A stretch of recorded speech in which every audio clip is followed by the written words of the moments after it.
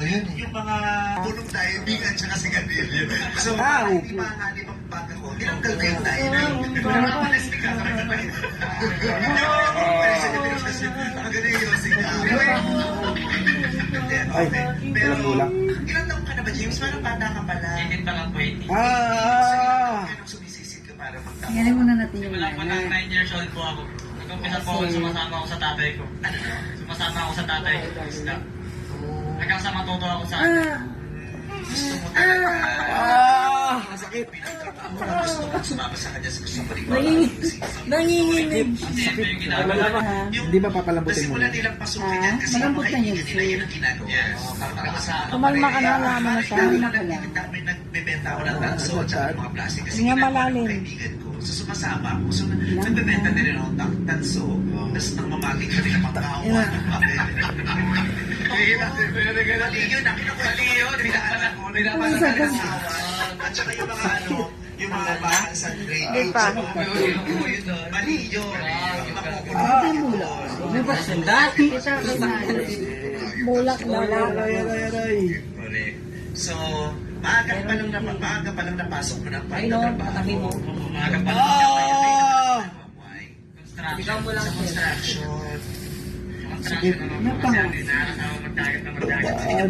Kasi lang, nga malalim. Biduran tayo, magkakapiro pa tayo. Eh, di nabuha ko rin yan.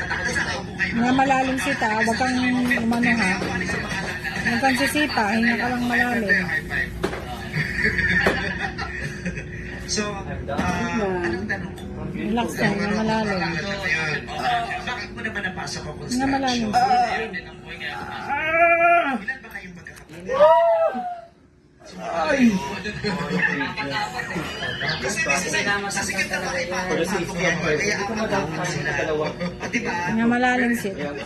May drone yan eh. Sakit! Laki kasi daw. May trabaho din. Nga malalim sita. Yan naman yun ang mamagsisilin. Yung nanay mo minsan lang naman. Kasi sir, pag hindi yun ako ng malaki, mamamagagawa yun. Minsan lang. So, Laki. nanay mo naman. Pwede ka na umuwi. Laki sweet. Grabe. Sobrang laki. Oh, dahil laki. Grabe.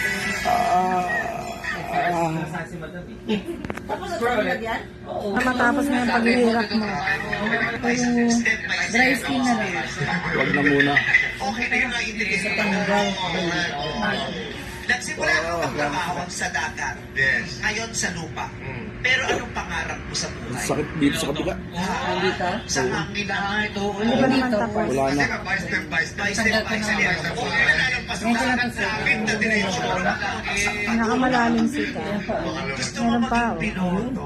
Bakit? Saan Laki galing daw. yung Dito na natin sasabihin sa balik. Malaki. Umauna kasi sir.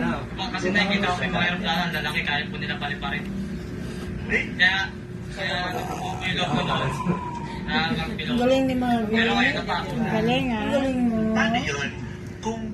Kung sa tingin mo parang napako na yung pangarap mo maging piloto, ano na yung panibago mong pangarap? Kasi di mo may pangarap tayo, tapos pag hindi natutupad, kasi hindi pwedeng wala tayong pangarap. Nagpapalit tayo ng pangarap. Yung iba, kaya hindi nila tinataasan ng pangarap nila kasi nasasaktan sila pag hindi nila nakakapitilo.